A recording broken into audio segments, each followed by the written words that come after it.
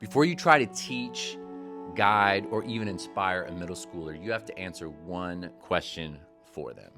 And that's, do I belong here? Because if your answer is no, nothing else you say will matter. Not your lesson, not your games, not your one-on-one heart-to-hearts.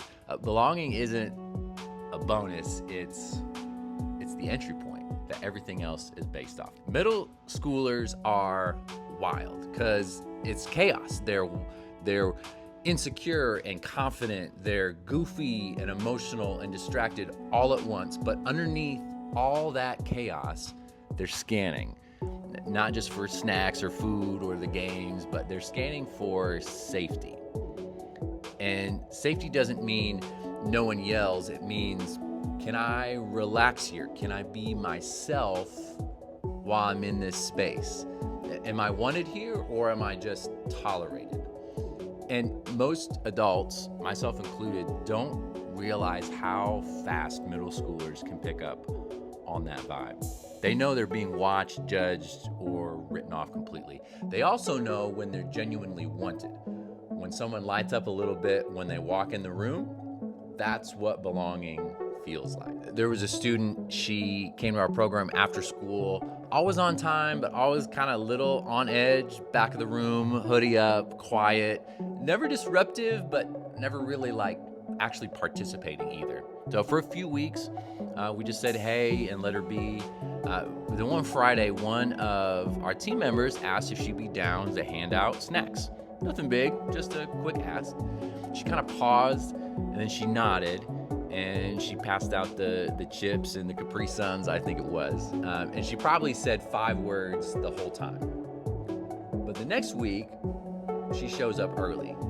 She helps set up a couple chairs. And then a couple weeks later, she brings a friend. It was about belonging. It was about moving from observer and outsider to insider, from her being in the background to this space needs me. The really cool part about developing and building a middle school program is you don't need a big plan to create belonging. You just need intentional moments that say you matter here. Here are a few small ways that we try to build belonging into the fabric of our program.